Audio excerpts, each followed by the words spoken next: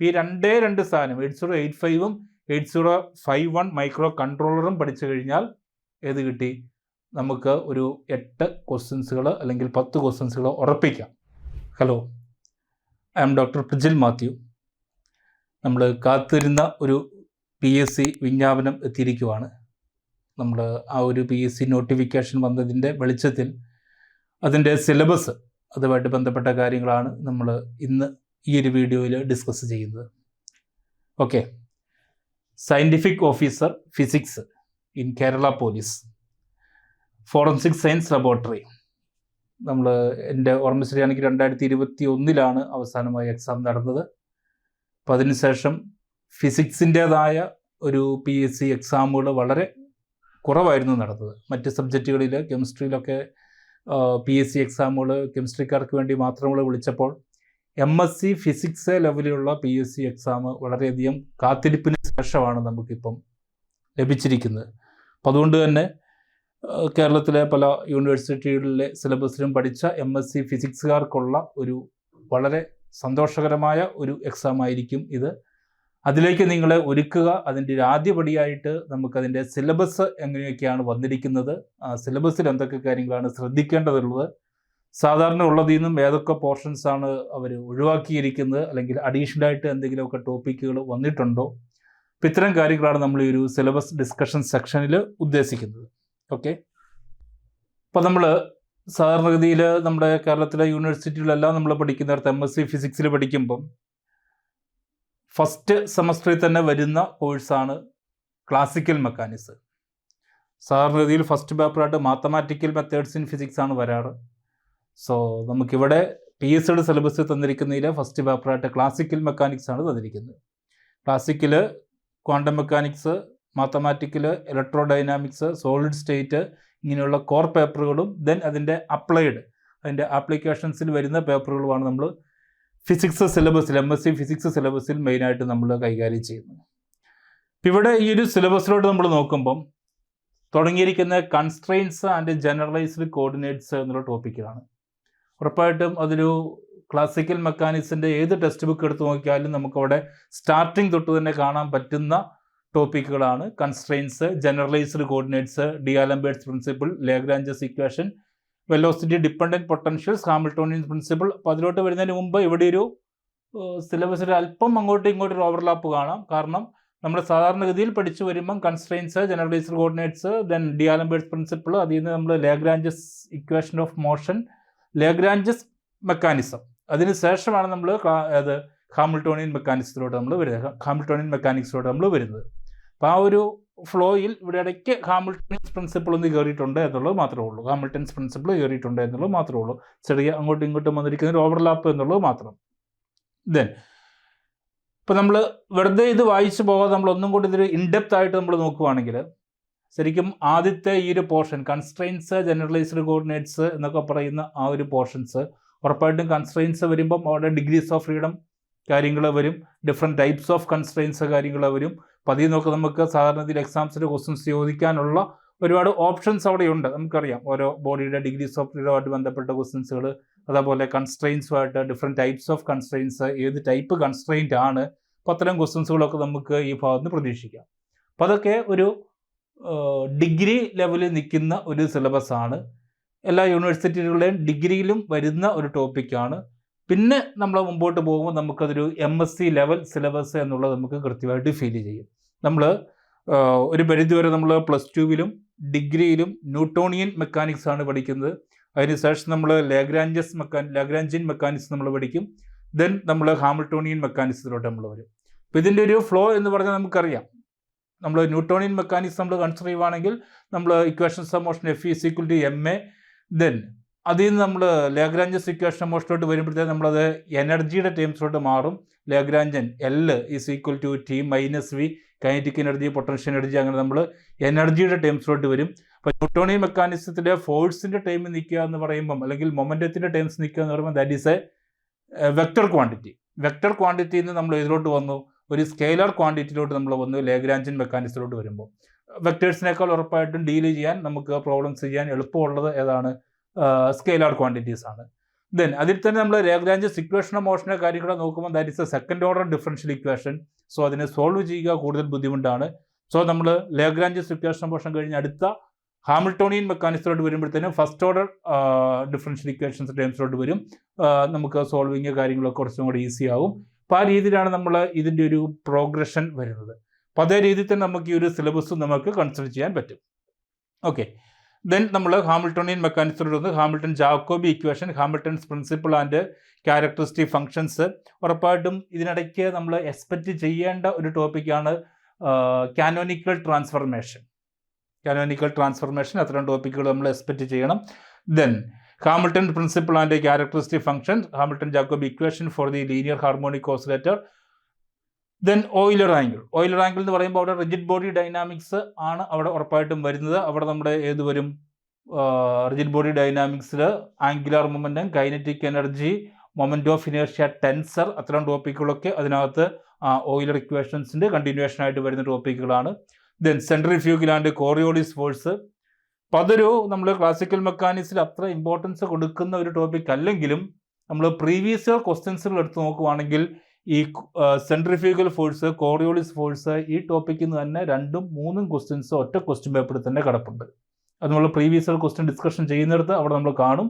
So ആ ഒരു topic നമ്മൾ ശ്രദ്ധ കൊടുക്കേണ്ട ഒരു ഏരിയ തന്നെയാണ് ഈ ഒരു കോറിയോളിസ് ഫോഴ്സിൻ്റെ ഏരിയ, അല്ലെങ്കിൽ നമ്മൾ സ്യൂഡോ ഫോഴ്സ് എന്നൊക്കെ പറയുന്ന ആ ഒരു area. Then non linear oscillations, limit cycle, chaos, logistic map. അപ്പോൾ നമ്മൾ ക്ലാസിക്കൽ മെക്കാനിക്സിൻ്റെ ഒരു നോൺ ലീനിയർ ഡൈനാമിക്സിലോട്ട് പോകുന്ന എൻ്റെ ഏറ്റവും എൻഡ് ക്ലാസിക്കൽ മെക്കാനിക്സ് കഴിഞ്ഞാൽ അടുത്ത അതിൻ്റെ ഒരു ഹയർ പേപ്പറായിട്ട് നമ്മൾ പഠിക്കുകയാണെങ്കിൽ വരിക നോൺ ലീനിയർ ഡൈനാമിക്സിലോട്ടാണ് നമ്മൾ വരിക. അപ്പോൾ നോൺ ലീനിയർ ഡൈനാമിക്സിൻ്റെ സ്റ്റാർട്ടിങ്ങിൽ വരുന്ന പോർഷൻസ് ആണ് ഈ non linear oscillations. Non linear oscillations, then different attractors and repellers, അതിൽ വരുന്ന ഒരെണ്ണം മാത്രം അവിടെ എടുത്ത് പറഞ്ഞിരിക്കുന്നു, ലിമിറ്റ് സൈക്കിൾ എന്നുള്ളത് മാത്രം. Then chaos, logistic map, chaos, route, different route chaos, അങ്ങനെയുള്ള ടോപ്പിക്കുകളുണ്ട്.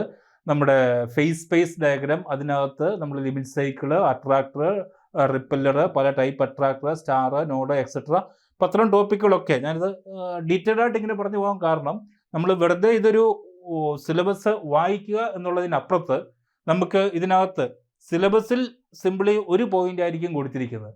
ദെൻ ഒരു പോയിന്റിൽ നിന്ന് അടുത്ത പോയിന്റിലോട്ട് പോകുമ്പോൾ നമ്മൾ ഇൻ ബിറ്റ്വീൻ നമ്മളെ കണക്ഷൻ അല്ലെങ്കിൽ ടോപ്പിക്കുകൾ പലതും നമ്മൾ ശ്രദ്ധിക്കേണ്ടതായിട്ട് ഉണ്ട്. ഓക്കെ, ഇതാണ് നമ്മുടെ ഒരു ഓവറോൾ ക്ലാസിക്കൽ മെക്കാനിക്സിൻ്റെ ഒരു സിലബസ് കിടക്കുന്നത്. ഒരു പരിധി വരെ ഇതിനകത്ത് ഈ നോൺ ലീനിയർ ഡൈനാമിക്സിൻ്റെ പോർഷൻ ഒഴിവാക്കിയാൽ ബാക്കിയുള്ള കംപ്ലീറ്റ് പോർഷൻസും കവർ ചെയ്യാൻ പറ്റുന്ന രീതിയിൽ നമ്മുടെ ഈ സിലബസ് അനുസരിച്ചുള്ളൊരു ടെക്സ്റ്റ് ബുക്കാണ്. നമ്മൾ മിക്കവരും MSc പഠിക്കുമ്പോൾ, MSc ഫിസിക്സ് പഠിക്കുമ്പോൾ തന്നെ ഉപയോഗിച്ചിട്ടുള്ള ടെക്സ്റ്റ് ബുക്ക് ആയിരിക്കും classical mechanics by JC Upadhya. നമ്മൾ ഗോൾഡ്സ്റ്റീനോ അല്ലെങ്കിൽ ഫോറിൻ ഓതേഴ്സിൻ്റെയോ ഒതൻറ്റിക് ആയിട്ടുള്ള ടെസ്റ്റുകൾ വെച്ച് ഒരു കോമ്പറ്റീറ്റീവ് എക്സാമിന് പഠിക്കുക എന്നുള്ളത് അത്ര ബുദ്ധിപരമല്ല. കാരണം സമയം കൂടുതലെടുക്കും, നമുക്ക് വായിച്ച് മനസ്സിലാക്കാനും കാര്യങ്ങളൊക്കെ. കുറച്ചും കൂടെ സിമ്പിളായിട്ടുള്ള, സിമ്പിൾ ലാംഗ്വേജിലുള്ള ടെക്സ്റ്റ് ബുക്കുകൾ യൂസ് ചെയ്യുന്നതാണ് എപ്പോഴും കോമ്പറ്റീറ്റീവ് എക്സാംസിന് പഠിക്കുന്നതിന് നല്ലത്. അപ്പോൾ അതുകൊണ്ട് തന്നെ ഈ ഒരു ക്ലാസിക്കൽ മെക്കാനിക്സിന് കുറച്ചും കൂടി നല്ലത് JC ഉപാധ്യായുടെ ടെസ്റ്റ് ആയിരിക്കും എന്ന് എനിക്ക് തോന്നുന്നു. ദെൻ അവസാന ഭാഗത്തെത്തുമ്പോൾ ഈ നോൺ ലീനിയർ ഡൈനാമിക്സിൻ്റെ ഭാഗത്തെത്തുമ്പം അതിന് ഉപയോഗിക്കാൻ പറ്റിയ നല്ലൊരു ടെസ്റ്റാണ് introduction to non linear dynamics by Lakshmanan എന്ന് പറഞ്ഞൊരു സാറിൻ്റെ ബുക്ക്. ഈ നോൺ ലീനിയർ ഡൈനാമിക്സിൻ്റെ പോർഷനോട്ട് വരുമ്പം യൂസ് ചെയ്യാൻ പറ്റിയ നല്ലൊരു ബുക്കാണ് introduction to non linear dynamics by Lakshmanan. അദ്ദേഹം തമിഴ്നാട്ടിലെ യൂണിവേഴ്സിറ്റിയിലെ ഒരു പ്രൊഫസറാണ്. അദ്ദേഹത്തിൻ്റെ വളരെ സിമ്പിളായിട്ടൊരു ടെസ്റ്റ് ഉണ്ട്. അതിൻ്റെ ആദ്യത്തെ 1-2 ചാപ്റ്ററിനകത്ത് തന്നെ ഈ നോൺ ലീനിയറുമായിട്ട് ബന്ധപ്പെട്ട കാര്യങ്ങൾ ഡിസ്കസ് ചെയ്യുന്നുണ്ട്. ഓക്കെ, ദെൻ അടുത്ത പേപ്പറായിട്ട് നമ്മുടെ ഇവിടെ സിലബസ് കൊടുത്തിരിക്കുക mathematical methods and group theory. ഉറപ്പായിട്ടും മാത്തമാറ്റിക്കൽ മെത്തേഡ്സ് നമ്മൾ ഈ മൊത്തം സിലബസ് നമ്മൾ നോക്കുമ്പോൾ അതിനകത്ത് 10 യൂണിറ്റ്സുകളായിട്ടാണ് അവർ കൊടുത്തിരിക്കുന്നത്, അല്ലെങ്കിൽ 10 മൊഡ്യൂൾസ് ആയിട്ടാണ് നമ്മുടെ സിലബസ് കൊടുത്തിരിക്കുന്നത്. മൊത്തം 100 ക്വസ്റ്റ്യൻസ് ആണ് ഉള്ളതെന്ന് നമുക്കറിയാം. അതുകൊണ്ട് തന്നെ അപ്രോക്സിമേറ്റ്ലി ഒരു മൊഡ്യൂളിൽ നിന്ന് 10 ക്വസ്റ്റ്യൻസ് ആണ് നമ്മൾ പ്രതീക്ഷിക്കുന്നത്. ഇപ്പോൾ ഈ മാത്തമാറ്റിക്കൽ മെത്തേഡ്സ് ഇൻ ഫിസിക്സ് പഠിക്കുമ്പോൾ അതിനുള്ളൊരു ബെനിഫിറ്റ്, ഇതിൽ നിന്ന് ചോദിക്കുന്ന അല്ലെങ്കിൽ ചോദിക്കുമ്പോൾ നമ്മൾ പ്രതീക്ഷിക്കുന്ന ഒരു 10 ക്വസ്റ്റ്യൻ എന്നുള്ളതിനും അപ്പുറത്തോട്ട് മറ്റ് പല ടോപ്പിക്കുകളിലെയും പ്രോബ്ലംസ് ചെയ്യണമെങ്കിൽ നമുക്ക് ഏത് വേണം? മാത്തമാറ്റിക്സ് വേണം. ഇല്ലെങ്കിൽ നമുക്ക് കൺസെപ്റ്റ് അറിയാം, ഇക്വേഷൻ അറിയാം, നമ്മൾ ചെയ്ത് വരുമ്പോൾ പകുതിക്ക് വെച്ച് നമുക്ക് കംപ്ലീറ്റ് ആക്കാൻ പറ്റാതെ നമ്മൾ നിന്ന് പോകും. ചിലപ്പോൾ ഒരു ഇൻ്റഗ്രേഷൻ പ്രോബ്ലം ആയിരിക്കാം, ചിലപ്പോൾ ഒരു ഡിഫറൻസിയേഷൻ കംപ്ലീറ്റ് ആക്കാൻ പറ്റാത്തതായിരിക്കാം, ചിലപ്പോൾ ഒരു സ്പെഷ്യൽ ഫംഗ്ഷൻ ഉപയോഗിച്ച് ചെയ്യേണ്ട ഒരു ഡിഫറൻസിയേഷൻ ആയിരിക്കാം, അല്ലെങ്കിൽ ഇൻ്റഗ്രേഷൻ ആയിരിക്കാം. അങ്ങനെയുള്ളിടത്ത് എത്തുമ്പോൾ നമ്മൾ സ്റ്റക്കായി പോകും. കാര്യങ്ങൾ അറിയാം, കൺസെപ്റ്റ് അറിയാമെങ്കിലും നമുക്ക് ആ ഒരു പ്രശ്നം വരും. അപ്പം അതുകൊണ്ട് തന്നെ മാത്തമാറ്റിക്കൽ മെത്തേഡ്സ് പഠിക്കുന്നത് ഈ ഒരു പേപ്പറിൽ നിന്ന് ഡയറക്റ്റായിട്ട് ചോദിക്കുന്ന ക്വസ്റ്റ്യൻസിന് മാത്രമല്ല, നമ്മുടെ ക്വാണ്ടം മെക്കാനിക്സിലെയും മറ്റു പല ടോപ്പിക്കുകളിലെയും പ്രോബ്ലംസുകൾ ചെയ്യുന്നതിലും നമുക്ക് പ്രയോജനമാകും. ഫോർ എക്സാമ്പിൾ, ഞാൻ ഇപ്പോൾ പറയുവാണെങ്കിൽ, ഇപ്പോൾ നമ്മൾ ഗാമ ഫംഗ്ഷൻ, സ്പെഷ്യൽ ഫംഗ്ഷനിൽ വരുന്ന ഗാമ ഫംഗ്ഷൻ, അപ്പോൾ ആ ഗാമ ഫംഗ്ഷൻ മാത്രം നന്നായിട്ട് പഠിച്ചാൽ നമുക്ക് പല പ്രോബ്ലംസിലും നമ്മൾ ഇൻ്റഗ്രേഷൻ ചെയ്ത് വരുമ്പോൾ നമുക്ക് പെട്ടെന്ന് സോൾവ് ചെയ്യാൻ പറ്റും. അപ്പം അത്തരം കാര്യങ്ങൾ ശ്രദ്ധിക്കുക. ഇപ്പോൾ നമ്മളിവിടെ മാത്തമാറ്റിക്കൽ മെത്തേഡ്സ് ഇൻ ഫിസിക്സിൻ്റെ സിലബസിലോട്ടൊന്ന് പെട്ടെന്ന് നോക്കുകയാണെങ്കിൽ, properties of Fourier series, Fourier integral, Fourier transform, gamma function, beta, നമ്മുടെ ഫംഗ്ഷൻസ് അവിടെ നിൽക്കട്ടെ. അപ്പോൾ അതുവരെയുള്ള ഫൊറിയർ ട്രാൻസ്ഫോമുമായിട്ട് ബന്ധപ്പെട്ടുള്ള ക്വസ്റ്റ്യൻസുകളാണ് കിടക്കുന്നത്, അല്ലെങ്കിൽ സിലബസാണ് കിടക്കുന്നത്. ലാസ്റ്റ് ഇയറിൽ നമ്മുടെ പ്രീവിയസ് ഇയർ ക്വസ്റ്റ്യൻ പേപ്പർ എടുത്ത് നോക്കുവാണെങ്കിലും നമുക്ക് ഫൊറിയർ ട്രാൻസ്ഫോമിൽ നിന്ന് കൃത്യമായിട്ട് ക്വസ്റ്റ്യൻസ് ചോദിച്ചിരിക്കുന്നത് നമുക്ക് മനസ്സിലാവും. അതായത് ഈ സിലബസിൽ നിന്ന് തന്നെയാണ് ക്വസ്റ്റ്യൻസ് ചോദിച്ചിരിക്കുന്നത്.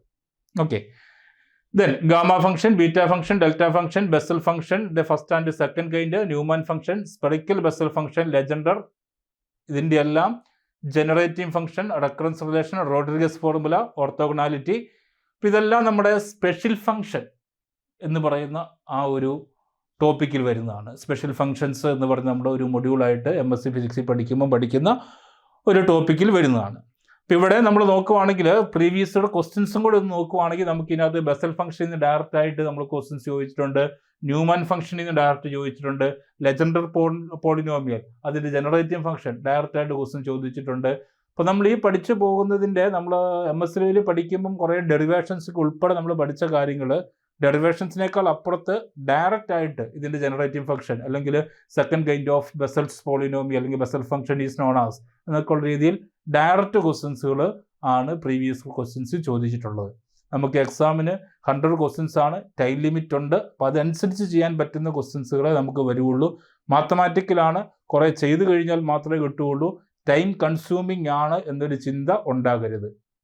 ഡയറക്റ്റായിട്ടും ക്വസ്റ്റ്യൻസുകൾ ചോദിക്കും മാത്തമാറ്റിക്കലിൽ നിന്ന്.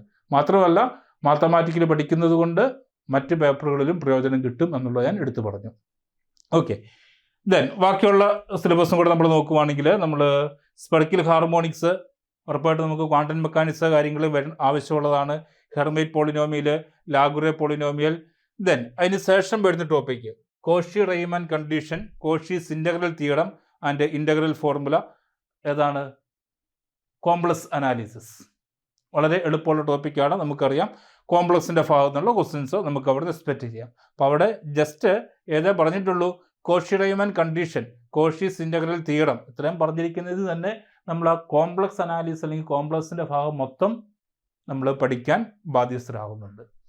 അതേപോലെ then Laurent expansion, singularities, calculus of residues and applications.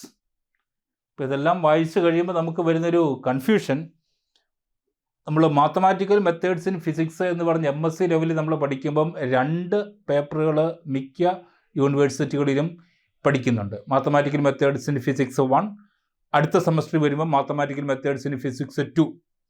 അപ്പോൾ നമ്മൾ 2 പേപ്പർ പഠിക്കുന്നിടത്തുനിന്ന്, അതായത് ഓൾമോസ്റ്റ് 8 മൊഡ്യൂൾ പഠിക്കുന്നിടത്തുനിന്ന് നമ്മൾ ഇതിലോട്ട് നോക്കുവാണെങ്കിൽ ഒരു 3 മൊഡ്യൂൾസുകളെ നമുക്ക് കാണാനുള്ളൂ. ഏതാ? ഫൊറിയർ ട്രാൻസ്ഫോമിൻ്റെ ഭാഗങ്ങൾ, സ്പെഷ്യൽ ഫംഗ്ഷൻസിൻ്റെ ഭാഗങ്ങൾ, ദെൻ കോംപ്ലക്സ്. ബാക്കി കോമ്പറ്റേറ്റീവ് എക്സാംസിനെല്ലാം ക്വസ്റ്റ്യൻ ചോദിക്കുന്ന ഒരു പ്രധാന ഏരിയ ആണ്, സിമ്പിളായിട്ടുള്ള ഏരിയ ആണ് മെട്രിക്സ്.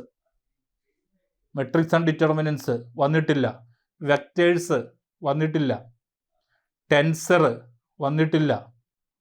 അപ്പം മാത്തമാറ്റിക്കൽ മെത്തേഡ്സിലെ ഈ ഭാഗങ്ങളിൽ നിന്നും നമ്മുടെ സിലബസിൽ ഉൾപ്പെടുത്തിയിട്ടില്ല. പക്ഷേ ഒരു കാര്യം കൂടി ഉള്ളത്, അതിൻ്റെ പേരിൽ തന്നെ കൊടുത്തിരിക്കുന്നത് mathematical methods and group theory. Group theory എവിടെ? ഗ്രൂപ്പ് തിയറിയിലെ ഒരു ടോപ്പിക്ക് പോലും നമ്മുടെ സിലബസിൽ, ഡീറ്റെയിൽഡ് സിലബസിൽ കൊടുത്തിട്ടുമില്ല. അപ്പം ആ രീതിയിലാണ് മാത്തമാറ്റിക്കൽ മെത്തേഡ്സിൻ്റെ സിലബസ് കിടക്കുന്നത്. ഞാൻ ഇതെടുത്ത് പറയാൻ കാരണം, ഇതിനോടൊപ്പം നമ്മൾ പ്രീവിയസ് ഇയർ ക്വസ്റ്റ്യൻസ് ചോദിക്കുവാണെങ്കിൽ അതിൽ മെട്രിക്സിൽ നിന്ന് 2 ക്വസ്റ്റ്യൻസുകൾ ചോദിച്ചിരിക്കുന്നത് കാണാം ലാസ്റ്റ് നടന്ന എക്സാമിൽ. സിലബസിൽ പറഞ്ഞിട്ടില്ല, പക്ഷേ മെട്രിക്സിൻ്റെ ഭാഗത്ത് ക്വസ്റ്റ്യൻസ് ചോദിച്ചിട്ടുണ്ട്. ഓക്കെ, അപ്പം അതുകൊണ്ട് സ്ട്രിക്റ്റ് ആയിട്ട് സിലബസിലെ ഈച്ച് ആൻഡ് എവരി പോയിന്റ് അതിൽ മാത്രമായിട്ട് നമ്മൾ സ്റ്റിക്ക് ഓൺ ചെയ്യരുത്. അതിനപ്പുറത്തോട്ടും ഇപ്പുറത്തോട്ടും MSc ലെവലിലുള്ള ടോപ്പിക്കുകൾ നമ്മൾ കവർ ചെയ്യേണ്ടതുണ്ട്. ഓക്കെ, അതായത് സാധാരണ ഇതിൻ്റെ ഒരു രീതി ഇതാണ്. നമ്മളിപ്പം ഈ ഓരോ മൊഡ്യൂളിൽ നിന്നും ഇപ്പം മാത്തമാറ്റിക്കൽ മെത്തേഡ്സിന് ഫിസിക്സ് നമ്മൾ 10 ക്വസ്റ്റ്യനാണ് പ്രതീക്ഷിക്കുന്നതെങ്കിൽ അതിനകത്ത് 8 ക്വസ്റ്റ്യൻസും ഉറപ്പായിട്ടും സിലബസിൽ പറഞ്ഞിരിക്കുന്നതിൽ നിന്ന് മാത്രമായിരിക്കും. ബാക്കി 1-2 ക്വസ്റ്റ്യൻസുകൾ എന്താകാം, സിലബസിൽ പറഞ്ഞിരിക്കുന്നതിനും പുറത്ത് മാത്തമാറ്റിക്കൽ ഫിസിക്സുമായിട്ട് ബന്ധപ്പെട്ട ആ രീതിയിലാവാം. അപ്പോൾ നമുക്ക് ഉറപ്പായിട്ടും 8 സിലബസ് അനുസരിച്ച് സിലബസിൽ തന്നെ സ്റ്റിക്ക് ഓൺ ചെയ്ത് നമ്മൾ പോവുകയാണെങ്കിൽ ഒരു 75 to 80% ക്വസ്റ്റ്യൻസ് നിങ്ങൾക്ക് കൃത്യമായിട്ട് ചെയ്യാൻ പറ്റും. ബാക്കി വരുന്ന ഒരു 20 to 25% ഓഫ് ക്വസ്റ്റ്യൻസ് സിലബസിൽ പറഞ്ഞിരിക്കുന്നതിൽ നിന്നും അല്പം പുറത്തോട്ടുള്ള ക്വസ്റ്റ്യൻസുകൾ ആവാം. ഓക്കെ, ദെൻ തേർഡ് പേപ്പർ കൊടുത്തിരിക്കുക ഇലക്ട്രോണിക്സ്. ഇപ്പോൾ ഇലക്ട്രോണിക്സിൻ്റെ സിലബസിലോട്ട് നമ്മൾ നോക്കുകയാണെങ്കിൽ തുടങ്ങിയിരിക്കുന്നത് ഫെറ്റിൽ നിന്നാണ് തുടങ്ങിയിരിക്കുന്നത്. ശരിക്കും നമ്മൾ ഇലക്ട്രോണിക്സിൻ്റെ ഏതൊരു സ്റ്റാൻഡേർഡ് ടെക്സ്റ്റ് ബുക്ക് എടുത്ത് നോക്കുകയാണെങ്കിലും നമ്മൾ ഇലക്ട്രോണിക്സ് നമ്മൾ പഠിച്ചു തുടങ്ങുന്നത് ബേസിക് ഇലക്ട്രോണിക്സിൽ നിന്നാണ് പഠിച്ചു തുടങ്ങുന്നത്. ഇപ്പോൾ ഇലക്ട്രോണിക്സിൽ തന്നെ മെയിനായിട്ട് ഒരു 3 പോർഷൻസ് ആണ് സാധാരണ ഗതിയിൽ വരുന്നത്. Basic electronics, advanced electronics, then digital electronics. ഇവിടെ നമ്മൾ നോക്കുവാണെങ്കിൽ ബേസിക് ഇലക്ട്രോണിക്സിൻ്റെ പോർഷൻസ് കാര്യമായിട്ട് സിലബസിൽ വന്നിട്ടേ ഇല്ല.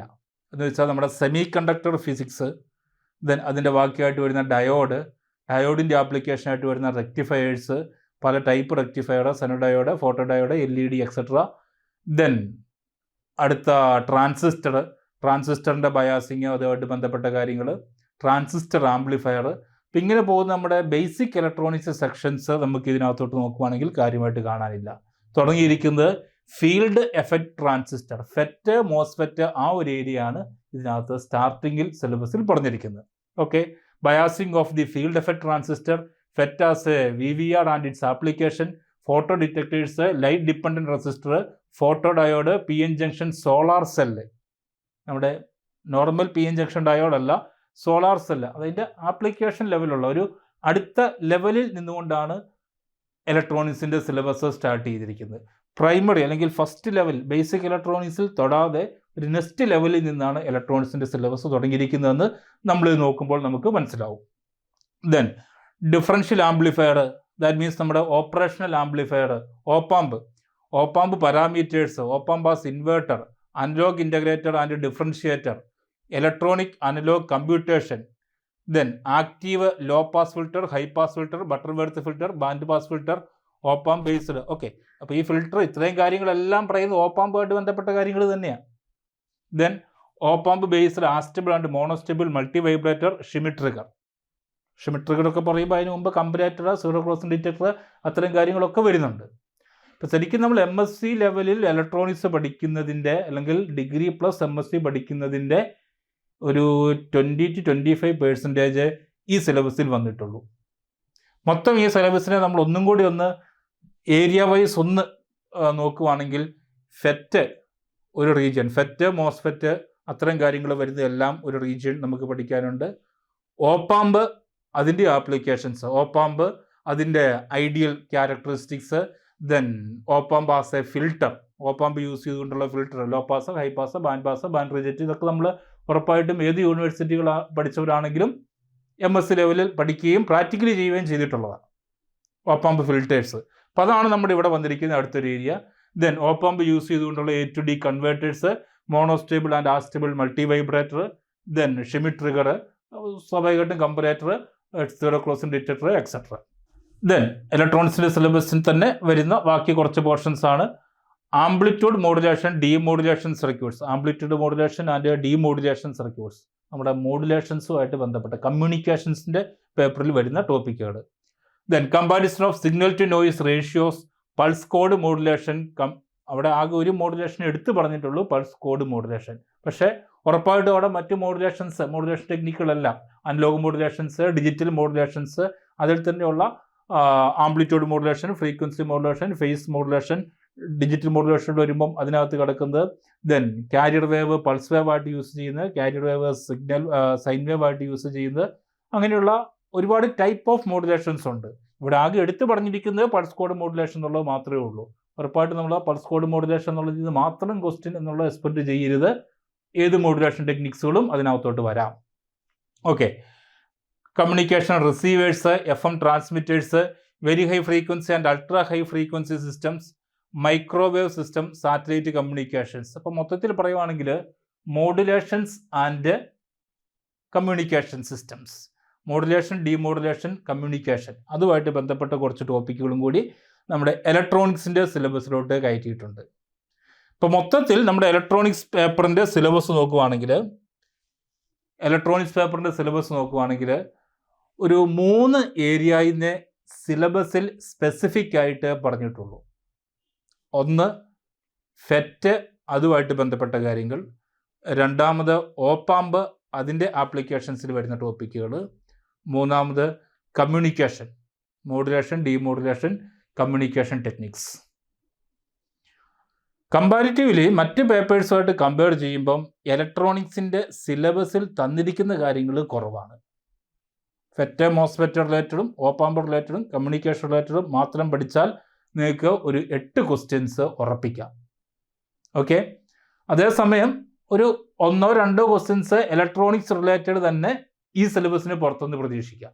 അത് നമ്മുടെ ബേസിക് ഇലക്ട്രോണിക്സ്, നമ്മുടെ ട്രാൻസിസ്റ്ററോ ഡയോഡോ സെമി കണ്ടക്ടർ ഫിസിക്സുമായിട്ട് ബന്ധപ്പെട്ടാകാം. മറ്റൊന്ന് ഡിജിറ്റൽ ഇലക്ട്രോണിക്സ്, നമ്മുടെ number system, and, or, not, NAND, NOR, XOR, XNOR, അങ്ങനെയുള്ള ഗേറ്റുകൾ അല്ലെങ്കിൽ ഫ്ലിപ്പ് ഫ്ലോപ്പ്. അപ്പോൾ അതുമായിട്ട് ബന്ധപ്പെട്ട ഡിജിറ്റൽ ഇലക്ട്രോണിക്സ് എന്നും ആകാം. കാരണം ഈ ഡിജിറ്റൽ ഇലക്ട്രോണിക്സിൻ്റെ ടോപ്പിക്സ് നമ്മുടെ ഈ സിലബസിൽ ഒട്ടുമേ മെൻഷൻ ചെയ്തിട്ടില്ല. ഓക്കെ, അപ്പോൾ ഇലക്ട്രോണിക്സ് ഇത്രയേ ഉള്ളൂ, സിമ്പിളാണ്. അപ്പം പറഞ്ഞു പോകുന്നതിൻ്റെ കൂടെ ഒരു കാര്യം കൂടെ പറഞ്ഞോട്ടെ. ഇപ്പോൾ ഇലക്ട്രോണിക്സിൻ്റെ നമ്മുടെ ഈ തന്നിരിക്കുന്ന സിലബസ് അനുസരിച്ച് നമുക്ക് റെഫറൻസിന് ഉപയോഗിക്കാൻ പറ്റുന്ന ടെക്സ്റ്റ് ബുക്കാണ്. പ്രത്യേകിച്ച് ഫെറ്റ്, അതുമായിട്ട് ബന്ധപ്പെട്ട കാര്യങ്ങൾ എല്ലാം പഠിക്കാനായി നമുക്ക് ബേസിക് ഇലക്ട്രോണിക്സ് ബൈ BL തേരജയുടെ ബേസിക് ഇലക്ട്രോണിക്സിൻ്റെ ടെസ്റ്റ്. അതിന് സിമിലറാണ്, അതേ മോഡൽ ടെസ്റ്റ് തന്നെയാണ് ഏത് basic electronics by VK Mehta. Okay, അപ്പോൾ ഇത് രണ്ടിനകത്തും നമ്മുടെ ഈ ഫെറ്റുമായിട്ട് ബന്ധപ്പെട്ട കാര്യങ്ങൾ ആ ഒരു ചാപ്റ്ററിലായിട്ടാണ് ഉൾപ്പെടുത്തിയിരിക്കുന്നത്. ആ ചാപ്റ്റർ വായിച്ചാൽ നമുക്ക് പഠിക്കാവുന്നതേ ഉള്ളൂ. അപ്പോൾ അതേപോലെ തന്നെ പിന്നെ അടുത്തൊരു സെക്ഷൻ ഓപ്പാമ്പ് റിലേറ്റഡ് സെക്ഷൻ. അപ്പോൾ അത് നമുക്ക് പഠിക്കാൻ പറ്റിയ ഏറ്റവും നല്ല ടെക്സ്റ്റ് ബുക്കാണ്. നമുക്കറിയാം MS ലെവലിൽ എല്ലാവരും ഉപയോഗിച്ചിട്ടുള്ളതാണ് ഗെയ്ക്വാദിൻ്റെ ടെസ്റ്റ്. ഓക്കെ, ഗെയ്ക്വാദിൻ്റെ ഇലക്ട്രോണിക്സിൻ്റെ ടെക്സ്റ്റ് ബുക്ക് ഉപയോഗിക്കുകയാണെങ്കിൽ നമുക്ക് ഈ പറഞ്ഞ ഓപ്പാമ്പ് റിലേറ്റഡ് കാര്യങ്ങളെല്ലാം അവിടെ ഉണ്ട്. ദെൻ കമ്മ്യൂണിക്കേഷനുമായിട്ട് ബന്ധപ്പെട്ട് ഒറ്റ ടെക്സ്റ്റ് ബുക്കിലായിട്ട് നമുക്ക് കിട്ടാൻ ബുദ്ധിമുട്ടാണ് ഉള്ളത്. കെന്നഡിയുടെ ടെക്സ്റ്റ് ബുക്കാണ്, നമുക്കറിയാം. അത് കുറച്ച് വലിയ ടെക്സ്റ്റ് ബുക്കാണ്. അതിൽ നിന്ന് നമ്മൾ ക്രിസ്പി ആയിട്ട് വായിച്ച് മനസ്സിലാക്കി എക്സാമിന് പ്രിപ്പയർ ചെയ്യുന്നതിൽ ബുദ്ധിമുട്ടുണ്ടാകാം. സോ നമുക്ക് കൂടുതലായും നമ്മുടെ മുമ്പോട്ടുള്ള ക്ലാസ്സുകളിൽ നിന്ന്, അതുകൊണ്ടാണ് നമ്മൾ കോച്ചിങ് സെൻറ്ററിലെ ക്ലാസ്സുകൾ നമുക്ക് പ്രയോജനപ്പെടുന്നത്. ഒരു എക്സാമിന് വേണ്ടി ഇൻറ്റൻസ് ആയിട്ട് വളരെ മിനിമം ടൈമിൽ നമ്മൾ പഠിക്കുമ്പം ടെക്സ്റ്റ് ബുക്ക് റെഫർ ചെയ്ത് നോട്ട് ഉണ്ടാക്കി പഠിക്കാനുള്ളതിനേക്കാൾ നമുക്ക് വളരെയധികം സമയലാഭവും ചുരുങ്ങിയ സമയം കൊണ്ട് കൂടുതൽ കാര്യങ്ങൾ മനസ്സിലാക്കാനും പറ്റുന്നത് വീഡിയോ ലെക്ചറിങ് എക്സ്പീരിയൻസ്ഡ് ആയിട്ടുള്ള ടീച്ചേഴ്സ് എടുക്കുന്ന ക്ലാസ്സുകൾ വഴി ഏതൊക്കെ ഫോക്കസ് ഏരിയ എന്നുള്ളത് നമുക്ക് കൃത്യമായിട്ട് മനസ്സിലാക്കി അതിൽ നിന്ന് മാത്രമുള്ള കാര്യങ്ങൾ തിയറി പ്ലസ് പ്രോബ്ലംസ് പഠിച്ച് നമുക്ക് പ്രോബ്ലംസ് ചെയ്യാൻ പറ്റും.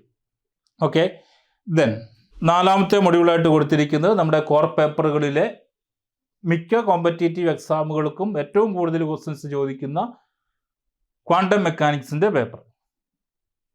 ക്വാണ്ടം മെക്കാനിക്സിൻ്റെ സിലബസിലോട്ട് നമ്മൾ നോക്കുകയാണെങ്കിൽ വെക്റ്റർ സ്പേസിൽ നിന്നാണ് തുടങ്ങിയിരിക്കുന്നത്. സ്വാഭാവികം, ക്വാണ്ടം മെക്കാനിക്സിൻ്റെ സ്റ്റാർട്ടിങ് അങ്ങനെ തന്നെയാണ് വേണ്ടത്. Then the Hilbert space, operators and its properties, നമ്മുടെ പൊസിഷൻ ഓപ്പറേറ്റർ, മൊമെൻ്റ് ഓപ്പറേറ്റർ, ഇങ്ങനെ ഒരുപാട് ഓപ്പറേറ്റേഴ്സ് നമ്മൾ പഠിക്കുന്നതാണ്. Angular momentum operators, matrix representation of angular momentum operators, Pauli spin matrices. നമുക്കറിയാം പലപ്പോഴും ഏത് കോമ്പറ്റേറ്റീവ് എക്സാമിനാണെങ്കിലും എക്സാം ക്വസ്റ്റ്യൻസ് കൂടുതലായിട്ട് ചോദിക്കുന്ന ഒരു ഏരിയയാണ് Pauli spin matrices. Then orbital angular momentum, differential and total cross section, okay, നമ്മുടെ സ്കാറ്ററിങ് അതുമായിട്ട് ബന്ധപ്പെട്ട് വരുന്ന ടോപ്പിക്കിൽ വരുന്നതാണ്. Then optical theorem, harmonic perturbation. Okay, then interaction of an atom with the electromagnetic field, induced emission and absorption, anharmonic oscillator, Stark and Zeeman effect in hydrogen atom, hole theory, the Weyl equation, KG equation, Klein-Gordon equation, charge and current densities. അത് ഒരിക്കൽ ഓരോ ടോപ്പിക്കിനെ കുറിച്ചും പറയാതെ മൊത്തത്തിൽ വായിച്ചു പോകാൻ കാരണം ശരിക്കും ക്വാണ്ടം മെക്കാനിക്സ് ഒരു പ്യുവർ MSc ലെവലിൽ, താഴത്തെ ലെവലല്ല, മുകളിലത്തെ ലെവലിൽ തന്നെയാണ് സിലബസ് ഇട്ടിരിക്കുന്നത്. ഓക്കെ, അത് നമുക്ക് ആ സിലബസിലൂടെ നമുക്ക് നോക്കുമ്പോൾ മനസ്സിലാവും. അതിൽ തന്നെ നമ്മളിപ്പോൾ സാധാരണഗതിയിൽ ഒരു ടെക്സ്റ്റ് ബുക്ക് എടുത്ത് അല്ലെങ്കിൽ ഒരു സിലബസ് അനുസരിച്ച് നമ്മൾ പഠിക്കാൻ എടുക്കുമ്പം ഓക്കെ ഒരു കണ്ടിന്യൂവേഷൻ കിട്ടുന്ന രീതിയിലായിരിക്കും നമ്മുടെ ടോപ്പിക്കുകൾ പോകുന്നത്. ഒരു ടോപ്പിക്ക്, അതിൻ്റെ കണ്ടിന്യൂവേഷനായിട്ട് അടുത്ത ടോപ്പിക്ക്, അതിൻ്റെ കണ്ടിന്യൂവേഷനായിട്ട് അടുത്ത ടോപ്പിക്ക്. ഇപ്പം ഇങ്ങനെ നമ്മൾ വായിച്ച് മനസ്സിലാക്കി പഠിക്കുന്ന അല്ലെങ്കിൽ പഠിപ്പിക്കുന്ന ആ ഒരു രീതിയിലല്ല ഇവിടെ സിലബസ് കിടക്കുന്നത്. ബേസിക്സ് കാര്യങ്ങൾ അല്ലെങ്കിൽ ഇടയ്ക്കിടയ്ക്കുള്ള ലിങ്ക് കാര്യങ്ങൾ ഓൾറെഡി നമ്മൾ പഠിക്കണം, അറിഞ്ഞിരിക്കണം. അങ്ങനെയുള്ളവരെ സംബന്ധിച്ച് അതിൻ്റെ അപ്പർ ലെവലിലുള്ള കാര്യങ്ങളാണ് ഈ സിലബസിൽ പോയിൻ്റ് ഔട്ട് ചെയ്തിരിക്കുന്നത് വ്യക്തമായിട്ട്. ഓക്കെ, ഇതിലോട്ട് നമ്മൾ നോക്കുവാണെങ്കിൽ നമ്മൾ ക്വാണ്ടം മെക്കാനിക്സ് നമ്മൾ എപ്പോഴും പ്രതീക്ഷിക്കുന്ന, ക്വാണ്ടം മെക്കാനിക്സ് പറയുമ്പം അതിൽ നമ്മൾ കുറച്ചും കൂടി എളുപ്പമുള്ള അല്ലെങ്കിൽ കോമ്പറ്റേറ്റീവ് എക്സാമിന് ക്വസ്റ്റ്യൻസ് ചോദിക്കുന്ന പ്രതീക്ഷിക്കുന്ന 1-2 ഏരിയാസ് ഇവിടെ ഇല്ല. Particle in A box, 1 dimensional box, 2 dimensional box, 3 dimensional box etcetera അത് ഇതിനകത്ത് വന്നിട്ടില്ല. അപ്പം അതേപോലെ potential well, particle in A potential well അല്ലെങ്കിൽ ടണലിങ്, അത്തരം ടോപ്പിക്കുകളൊന്നും ഇവിടെ വന്നിട്ടില്ല. WKV അപ്രോക്സിമേഷൻ വളരെ പ്രധാനപ്പെട്ട ഒരു ടോപ്പിക്കാണ് ക്വാണ്ടം മെക്കാനിക്സിലെ. അപ്പം അതൊന്നും ഇവിടെ വന്നിട്ടില്ല. ഓക്കെ, ഇവിടെ വന്നിരിക്കുന്ന ടോപ്പിക്കുകൾ ശ്രദ്ധിച്ചു നോക്കുക. കമ്പാരിറ്റീവ്ലി നമ്മൾ MSc സിലബസിൽ പഠിക്കുന്ന ക്വാണ്ടം മെക്കാനിക്സ് വെച്ച് നോക്കുമ്പം കുറവാണ്. സോ ഈ സിലബസിൽ തന്നെ സ്റ്റാൻഡ് ഓൺ ചെയ്ത് നമ്മൾ പഠിച്ചു കഴിഞ്ഞാൽ തന്നെ ഒരു 8 ക്വസ്റ്റ്യൻസ്, ഇത്രയും കാര്യങ്ങൾ അപ്പോൾ ക്വാണ്ടം മെക്കാനിക്സുമായിട്ട് ബന്ധപ്പെട്ട് പഠിക്കാനുള്ളൂ, ഒരു 8 ക്വസ്റ്റ്യൻസ് നമുക്ക് ക്യാപ്ചർ ചെയ്യാൻ പറ്റും. Okay, then statistical mechanics. ഇവിടെയും സിലബസിലോട്ട് നമ്മൾ നോക്കുമ്പോൾ സാധാരണഗതിയിൽ സ്റ്റാറ്റിസ്റ്റിക്കൽ മെക്കാനിക്സ് ഒറ്റയ്ക്ക് നിൽക്കാറില്ല. തെർമോഡൈനാമിക്സ് ആൻഡ് സ്റ്റാറ്റിസ്റ്റിക്കൽ മെക്കാനിക്സ് എന്ന് പറഞ്ഞാണ് മിക്ക സിലബസുകളിലും കാണാറ്. അപ്പം അതിൽ തന്നെ നമ്മൾ പഠിക്കുമ്പോൾ ഡിഗ്രി ലെവലിൽ പഠിക്കുന്നതാണ് തെർമോഡൈനാമിക്സ്. അതിൻ്റെ തെർമോഡൈനാമിക്സും സ്റ്റാറ്റിസ്റ്റിക്സും തമ്മിലുള്ള കണക്ഷൻ, ദെൻ സ്റ്റാറ്റിസ്റ്റിക്സ് അല്ലെങ്കിൽ സ്റ്റാറ്റിസ്റ്റിക്കൽ മെക്കാനിക്സ് നമ്മൾ ഒരു MSc ലെവലിൽ പഠിക്കുന്നു. അപ്പോൾ ഇവിടെ സിലബസിൽ ഈ കൊടുത്തിരിക്കുന്നതിൽ വ്യക്തമാണ് MSc ലെവലിലുള്ള കാര്യങ്ങൾ തന്നെയാണ് ഇവിടെ ഉദ്ദേശിച്ചിരിക്കുന്നത്. അപ്പം അത് ഞാൻ പ്രീവിയസ് ഒരു ക്വസ്റ്റ്യൻ പേപ്പറിൽ കൂടി പോയപ്പോൾ നമുക്ക് മനസ്സിലായ കാര്യമാണ്. തെർമോഡൈനാമിക്സിൽ നിന്നുള്ള ഡയറക്റ്റ് ക്വസ്റ്റ്യൻസുകളൊന്നുമില്ല. സ്റ്റാറ്റിസ്റ്റിക്കലി നിന്ന് കൃത്യമായിട്ട് ക്വസ്റ്റ്യൻസ് ഉണ്ട്. ഫെർമി-ഡിറാക് ഡിസ്ട്രിബ്യൂഷൻ അല്ലെങ്കിൽ പാർട്ടീഷൻ ഫംഗ്ഷൻ അല്ലെങ്കിൽ എൻസെമ്പിൾ, ഇതിൽ നിന്നൊക്കെ ഡയറക്റ്റായിട്ട് ക്വസ്റ്റ്യൻസുകളുണ്ട്. തെർമോഡൈനാമിക്സ് എന്നൊരു ഏരിയയിൽ നിന്ന് ക്വസ്റ്റ്യൻസ് ചോദിച്ചിട്ടില്ല. എന്ന് വെച്ച് കഴിഞ്ഞാൽ ബേസിക് ലെവലിൽ നിന്നില്ല, ഹയർ ലെവല് കൃത്യമായിട്ട് MSc ലെവലിൽ തന്നെയാണ് ഈ ഒരു ഏരിയയിൽ സിലബസിൽ കൊടുത്തിരിക്കുന്നത്.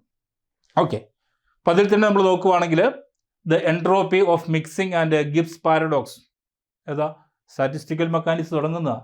നമ്മൾ സാധാരണഗതിയിൽ MG യൂണിവേഴ്സിറ്റിയുടെ ഒക്കെ ഒരു സിലബസ് അനുസരിച്ചാണ് നമ്മൾ സ്റ്റാറ്റിസ്റ്റിക്കൽ മെക്കാനിക്സ് തുടങ്ങുന്നത്. ആദ്യം കുറച്ച് പ്രോബബിലിറ്റി കാര്യങ്ങളൊക്കെ പറഞ്ഞിട്ടാണ്. അപ്പം അതിനുശേഷം ഡിസ്ട്രിബ്യൂഷൻ, പല ടൈപ്പ് ഡിസ്ട്രിബ്യൂഷനെ കാര്യങ്ങൾ, ദെൻ നമ്മുടെ ഫെർമി-ഡിറാക്, ബോസ്-ഐൻസ്റ്റീൻ, നമ്മുടെ 3 സ്റ്റാറ്റിസ്റ്റിക്സ്, ഏതാ Fermi, Bose Einstein and Maxwell's Boltzmann, 3 statistics, അതുമായിട്ട് കമ്പയർ ചെയ്തുള്ള കാര്യങ്ങളൊക്കെ പറഞ്ഞ് അതിൻ്റെ പാർട്ടീഷൻ, ദെൻ നമ്മുടെ എൻസെമ്പിള്, 3 ടൈപ്പ് എൻസെമ്പിള്, അതിൻ്റെ പാർട്ടീഷൻ ഫംഗ്ഷൻ. അപ്പോൾ ഈ ഒരു രീതിയിലാണ് നമ്മൾ സാധാരണഗതിയിൽ സ്റ്റാറ്റിസ്റ്റിക്കൽ മെക്കാനിക്സിൽ പഠിച്ചു വെക്കുന്നത്. ഇത് അതിനും അപ്പുറത്താണ്. അത്തരം കാര്യങ്ങൾ വേണ്ടെന്നല്ല, സ്റ്റാറ്റിസ്റ്റിക്കൽ മെക്കാനിക്സ് ആകുമ്പോൾ ഈ പറഞ്ഞ കാര്യങ്ങൾ ഉറപ്പായിട്ടും വേണം. ബട്ട് അതിലും ഒരല്പം കൂടിയാണ് നമ്മുടെ ഈ ഒരു സിലബസ് നിൽക്കുന്നത്. Okay, entropy of mixing and Gibbs paradox, phase space of a classical system, Liouville's theorem വളരെ പ്രധാനപ്പെട്ടതാണ്.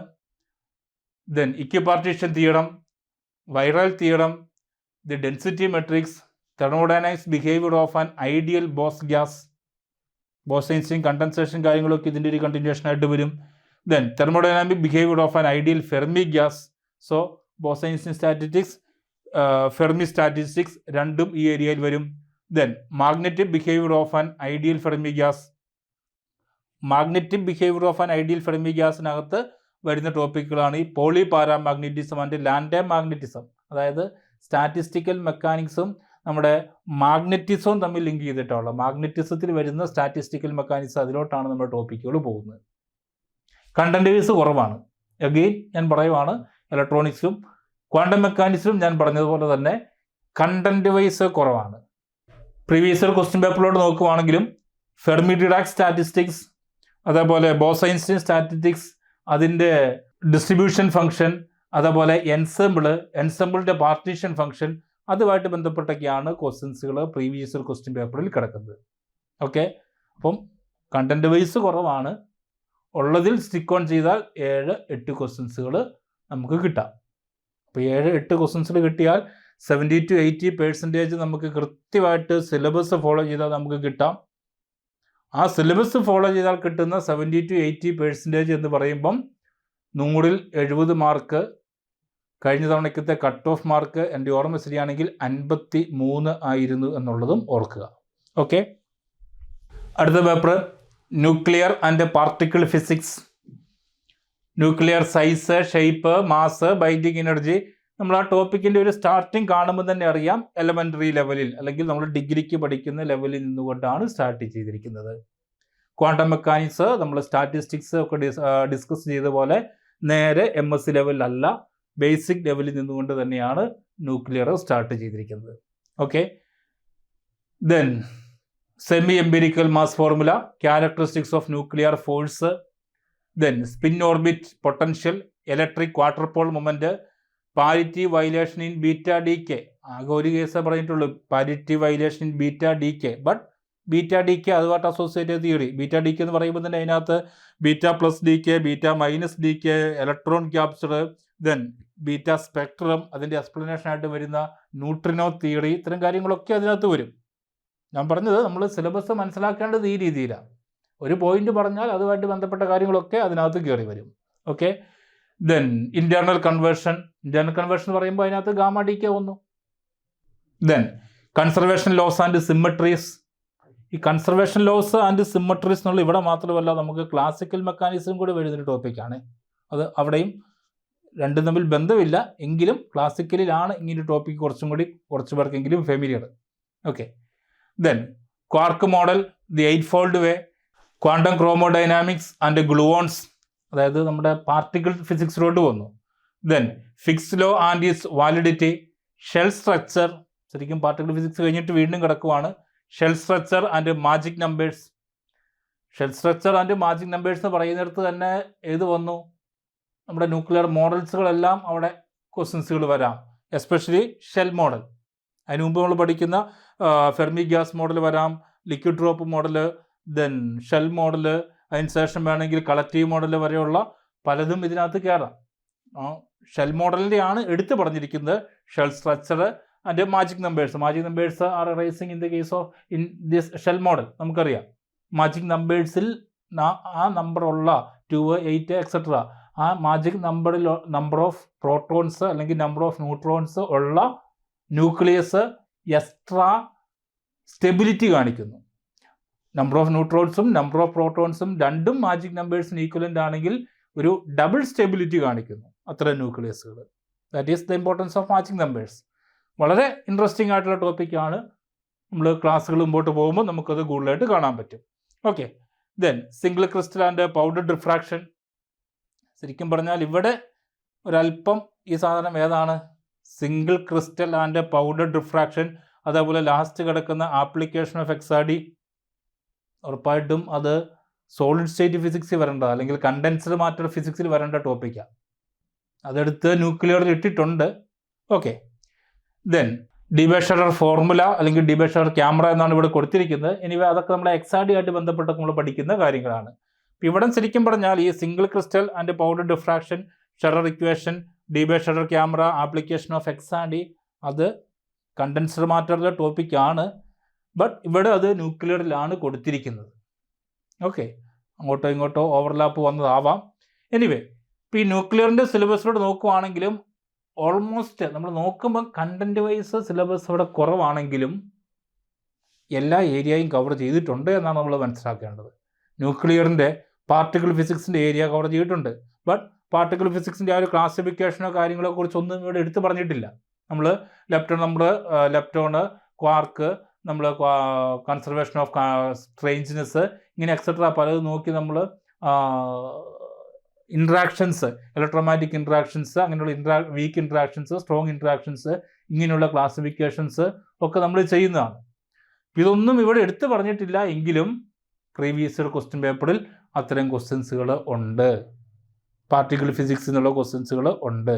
സോ ഇവിടെ ശരിക്കും പറഞ്ഞു കഴിഞ്ഞാൽ ഒരു ബേസിക് ലെവൽ തൊട്ട് പാർട്ടിക്കിൾ ഫിസിക്സ് വരെ, അതിനിടയ്ക്ക് ന്യൂക്ലിയർ മോഡൽസ്, അതിനിടയ്ക്ക് ഏതാണ് നമ്മുടെ nuclear decays, alpha beta gamma decays, ഇത്തരം കാര്യങ്ങളെല്ലാം ഇതിനകത്ത് കവർ ചെയ്തിട്ട് പോയിട്ടുണ്ട്.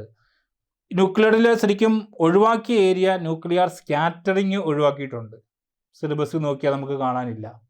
ദെൻ ന്യൂക്ലിയർ റേഡിയേഷൻ ഡിറ്റക്റ്റേഴ്സ്, നമ്മുടെ GM കൗണ്ടർ കാര്യങ്ങൾ, അത്തരം കാര്യങ്ങൾ ഇതിനകത്ത് ഒഴിവാക്കിയിട്ടുണ്ട്, സിലബസിൽ കാണാനില്ല.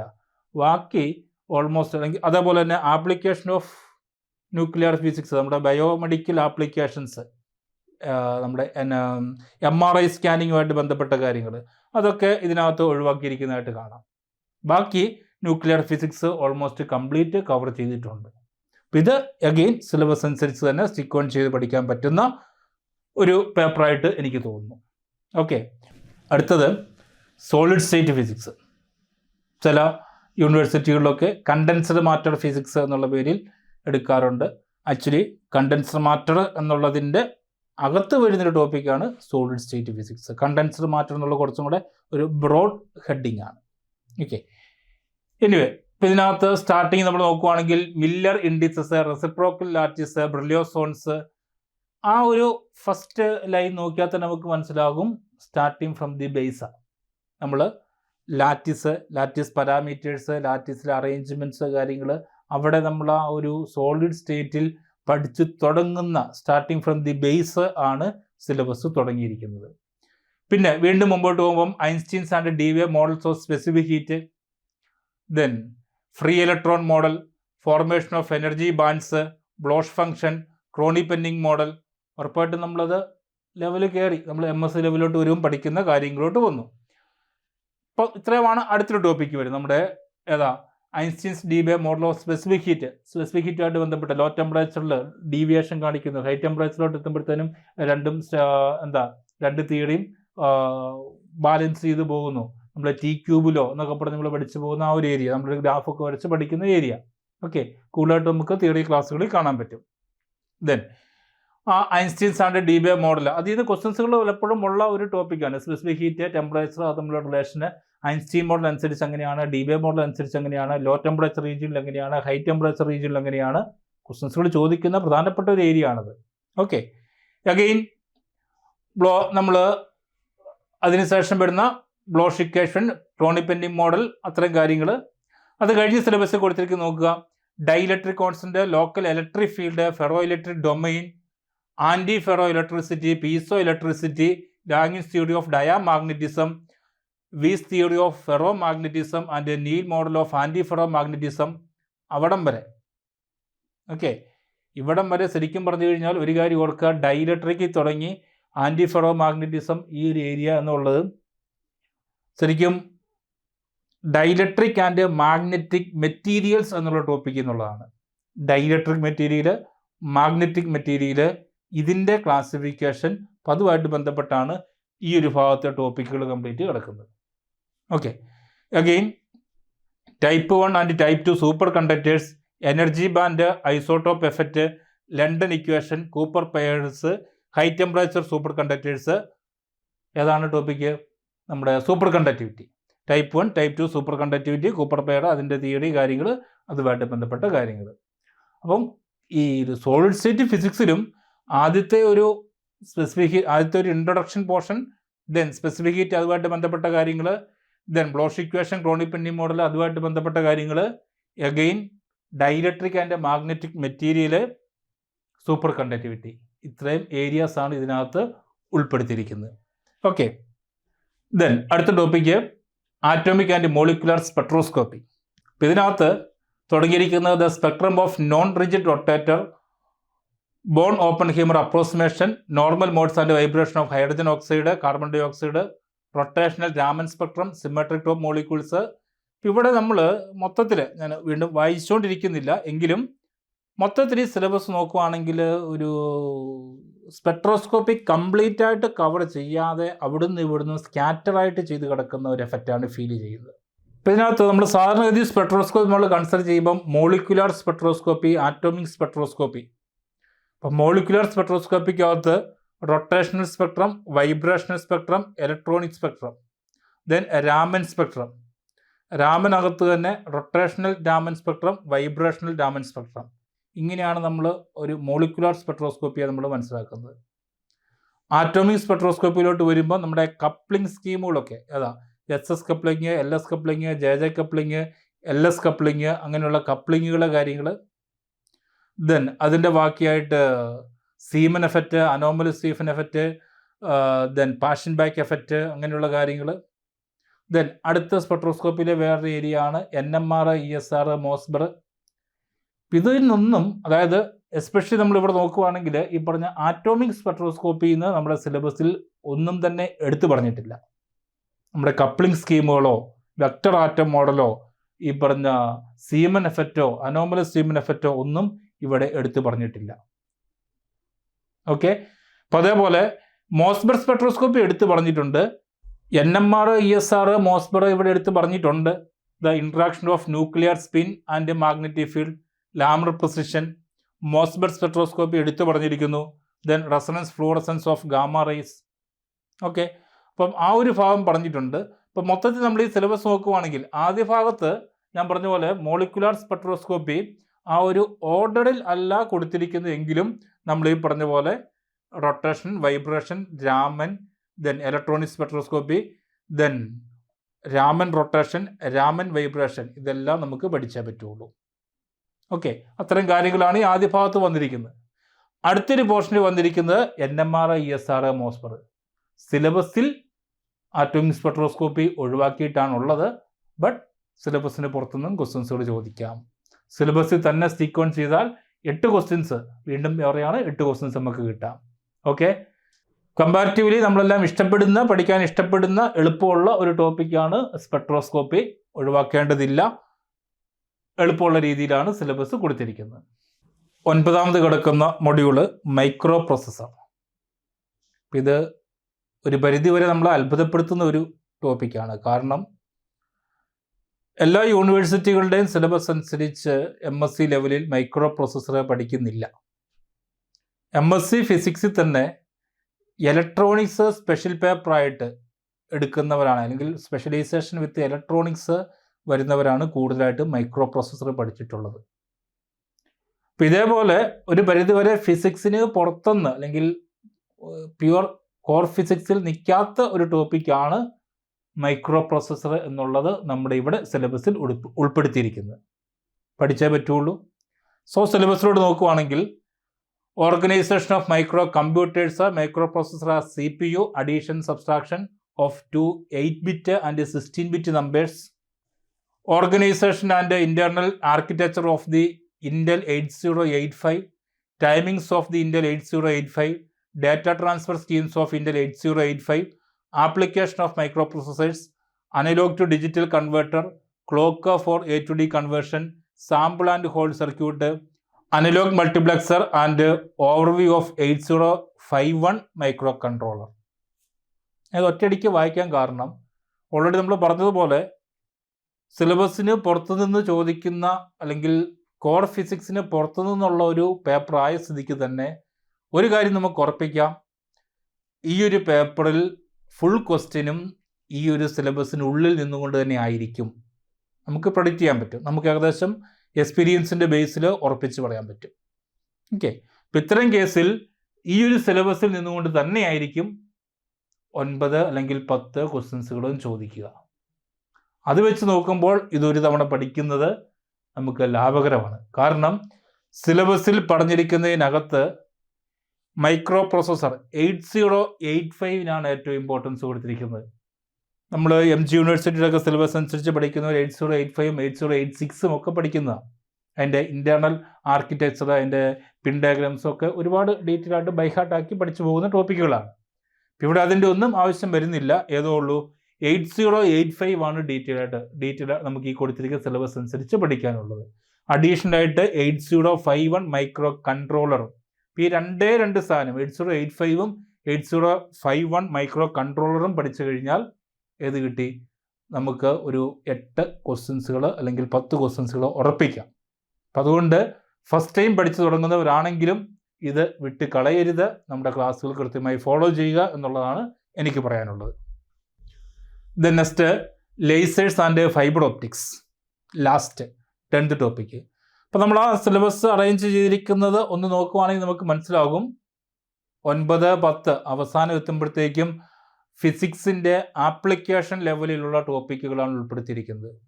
മൈക്രോ പ്രോസസ്സർ, അതേപോലെ തന്നെ ലേസർ, ഫൈബർ ഒപ്റ്റിക്സ് ഒരു ഫിസിക്സിൻ്റെ അപ്ലൈഡ് ഫിസിക്സിൽ വരുന്ന ടോപ്പിക്കുകൾ. നമ്മൾ കോർ പേപ്പർ തിയററ്റിക്കൽ ഫിസിക്സിൽ നിന്ന് വിട്ടിട്ടുള്ള ടോപ്പിക്കുകളാണ്.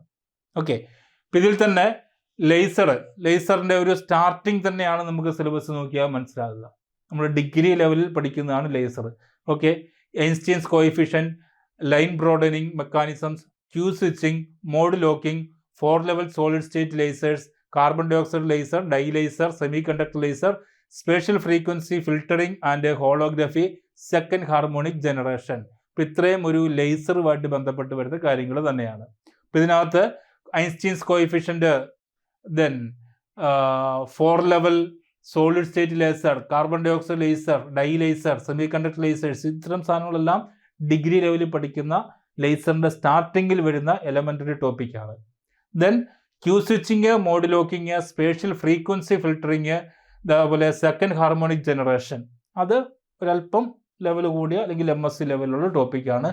കമ്പാരിറ്റീവ്ലി ടോപ്പിക്ക് കുറവാണ്, മൊത്തത്തിൽ അത്രയും ഭാഗം കുറവാണ്. Next fibre optics, acceptance angle of optical fibre, numerical aperture of optical fibre, step index fibre, graded index fibre. ഇത് ഞാൻ നേരത്തെ മൈക്രോ പ്രോസസ്സറിൻ്റെ കേസ് പറഞ്ഞതുപോലെ തന്നെ എല്ലാ യൂണിവേഴ്സിറ്റികളിലും സിലബസ് അനുസരിച്ച് പഠിക്കുന്ന ടോപ്പിക് അല്ല. പക്ഷെ പഠിച്ചിട്ടുള്ളവരെ സംബന്ധിച്ചറിയാം ഇത് MSc ഫിസിക്സ് MSc സിലബസ് അനുസരിച്ച് പഠിക്കുന്നതിൻ്റെ വളരെ മിനിമം കണ്ടന്റ് മാത്രമേ ഇവിടെ വന്നിട്ടുള്ളൂ. സ്റ്റാർട്ടിംഗ് ടോപ്പിക്കുകളും ആണ്. Then attenuation in optical fibres, absorption losses, radiation induced losses, inherent defect losses in optical fibre, അതാണ് മെയിൻലി ഉദ്ദേശിച്ചിരിക്കുന്നത്. Okay, attenuation and losses. അപ്പോൾ ശരിക്കും പറഞ്ഞു കഴിഞ്ഞാൽ ഈ ലേസേഴ്സ് ആൻഡ് ഫൈബർ ഒപ്റ്റിക്സും മൈക്രോ പ്രോസസ്സറിൻ്റെ കേസ് പറഞ്ഞ പോലെ തന്നെ എല്ലാ സിലബസ് അനുസരിച്ചും, അതായത് കേരളത്തിലെ യൂണിവേഴ്സിറ്റികളുടെ എല്ലാം സിലബസ് അനുസരിച്ച് പഠിക്കുന്ന ടോപ്പിക് അല്ലാത്തത് കൊണ്ട് തന്നെ എന്താണ്, തന്നിരിക്കുന്ന സിലബസിനകത്ത് നിന്ന് തന്നെയായിരിക്കും ക്വസ്റ്റ്യൻസ് ചോദിക്കുക. സോ തന്നിരിക്കുന്ന സിലബസിൽ മാത്രം നിന്ന് നമ്മൾ നോക്കുവാണെങ്കിൽ ഈ ഏരിയ സ്റ്റാർട്ടിംഗ് ലെവലിലുള്ള ഏരിയയാണ്, പഠിച്ചെടുക്കാൻ എളുപ്പമാണ്. പഠിച്ചു കഴിഞ്ഞാൽ അതിൽ നിന്ന് ക്വസ്റ്റ്യൻസ് നമുക്ക് ആൻസർ ചെയ്യാൻ പറ്റുകയും ചെയ്യും. വിട്ടുകളയരുത്, മാർക്ക് സ്കോർ ചെയ്യാൻ പറ്റിയ ഒരു പേപ്പറായിട്ട് ഇതിനെ കാണുക, ലേസേഴ്സ് ആൻഡ് ഫൈബർ ഒപ്റ്റിക്സ്. ഓക്കെ, ഇപ്പോൾ നമ്മൾ മൊത്തത്തിൽ ഈ ഒരു 10 മൊഡ്യൂളായിട്ട് ഇവിടെ സിലബസിനെ നമ്മൾ കണ്ടു. നമുക്ക് കിട്ടിയിരിക്കുന്ന സിലബസ് ഇത് കഴിഞ്ഞിട്ടൊരു കാര്യം കൊടുത്തിട്ടുണ്ട്, at last but very important. ഏതാണ്? തന്നിരിക്കുന്ന സിലബസിന് പുറത്തു നിന്നും MSc ഫിസിക്സ്, അതായത് ക്വാളിഫിക്കേഷൻ ഓഫ് ദി പോസ്റ്റ് എന്നുള്ളത് MSc ഫിസിക്സ് ആണ്. MSc ഫിസിക്സ് സിലബസ് അനുസരിച്ചുള്ള ക്വസ്റ്റ്യൻസുകൾ ചോദിക്കാം. അപ്പം നമ്മൾ ഈ സിലബസ് ഇവിടെ ഡിസ്കസ് ചെയ്ത് പോയതിൽ ഞാൻ ആദ്യം 1-2 പേപ്പേഴ്സിൻ്റെ കേസിൽ ഇടയ്ക്ക് പറഞ്ഞു വന്നപ്പോൾ ഞാൻ റെഫറൻസ് ടെക്സ്റ്റ് ബുക്കുകൾ പറഞ്ഞിരുന്നു. ക്ലാസിക്കൽ മെക്കാനിസമൊക്കെ JC ഉപാധ്യായുടെ ടെസ്റ്റ് പറഞ്ഞു. ദെൻ ഇലക്ട്രോണിക്സ് BL തേരജ, അതേപോലെ ഗേക്വാദ ടെസ്റ്റുകളുടെ കാര്യം പറഞ്ഞു. ക്വാണ്ടം മെക്കാനിക്സ് അരുൾദാസ് സാറിൻ്റെ ടെക്സ്റ്റ് ബുക്ക് നല്ലൊരു ടെക്സ്റ്റ് ബുക്കാണ്, നമുക്കറിയാം, ഉപയോഗിക്കാവുന്നതേ ഉള്ളൂ.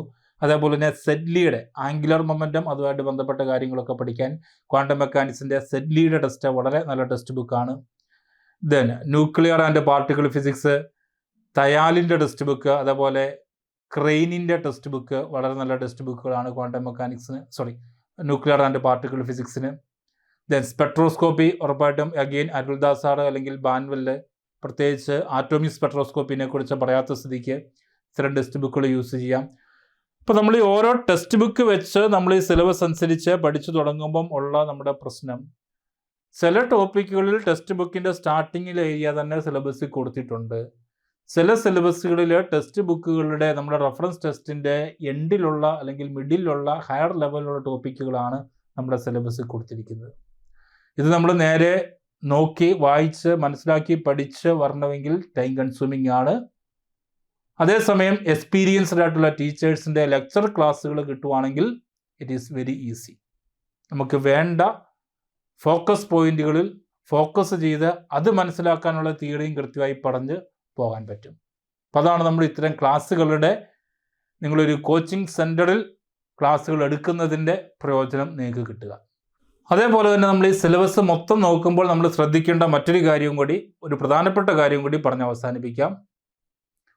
നമ്മൾ ഏത് യൂണിവേഴ്സിറ്റിയിലാണെങ്കിലും പഠിക്കുന്നതിലെ വളരെ പ്രധാനപ്പെട്ടൊരു കോർ പേപ്പർ ഇതിനകത്ത് ഇൻക്ലൂഡ് ചെയ്തിട്ടില്ല. ഏതാണ്? ഇലക്ട്രോഡൈനാമിക്സ്.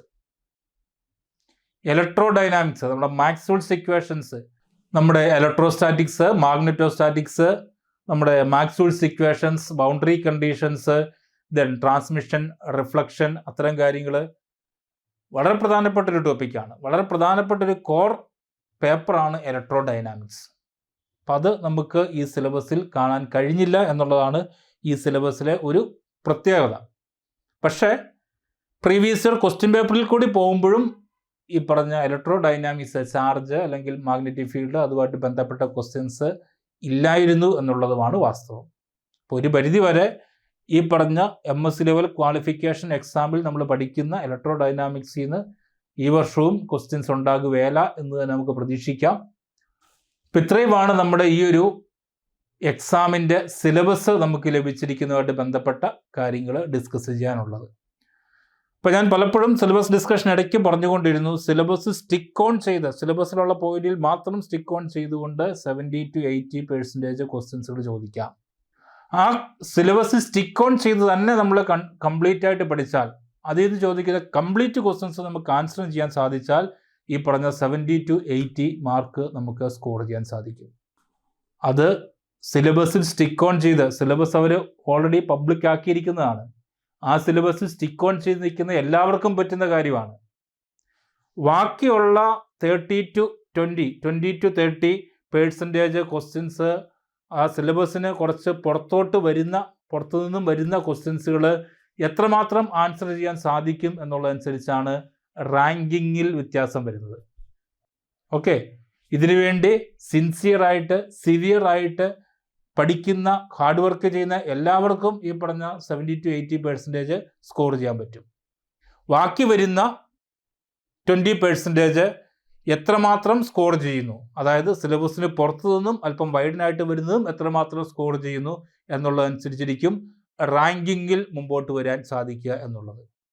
അപ്പം അതുകൊണ്ട് തന്നെ ഓർക്കുക, ഹാർഡ് വർക്ക് അതോടൊപ്പം സ്മാർട്ട് വർക്ക്. ഒറ്റയ്ക്ക് ഗോൾഡ്സ്റ്റീൻ പോലെയുള്ള ഒരു ടെക്സ്റ്റ് ബുക്ക് എങ്ങാനും എടുത്തു വെച്ച്, റെഫറൻസ് ടെസ്റ്റ് എടുത്തു വെച്ച് 24 hours ഇരുന്ന് വായിച്ച് പഠിച്ച് എക്സാമിന് പ്രിപ്പയർ ചെയ്യുക എന്നുള്ളത് ഹാർഡ് വർക്കാണ്, സ്മാർട്ട് വർക്ക് അല്ല. അപ്പം അതിൻ്റെ ക്രീമായിട്ടുള്ള ഐഡിയ എക്സ്പീരിയൻസ്ഡ് ആയിട്ടുള്ളൊരു ടീച്ചേഴ്സിൻ്റെ കയ്യിൽ നിന്ന് ക്ലാസ് കേട്ട് 24 hours പകരം 4 hour കൊണ്ട് അല്ലെങ്കിൽ 2 hour കൊണ്ട് മനസ്സിലാക്കിയെടുക്കുക എന്നുള്ളത് സ്മാർട്ട് വർക്കാണ്. Okay, so hard work plus smart work നിങ്ങളെ ലക്ഷ്യത്തിലേക്ക് എത്തിക്കട്ടെ, നിങ്ങൾക്ക് വിജയിക്കാൻ സാധിക്കട്ടെ. അപ്പോൾ നമുക്ക് മുമ്പോട്ടുള്ള ക്ലാസ്സുകളിൽ വീണ്ടും കാണാം. എല്ലാവർക്കും വിജയം ആശംസിക്കുന്നു. Thank you.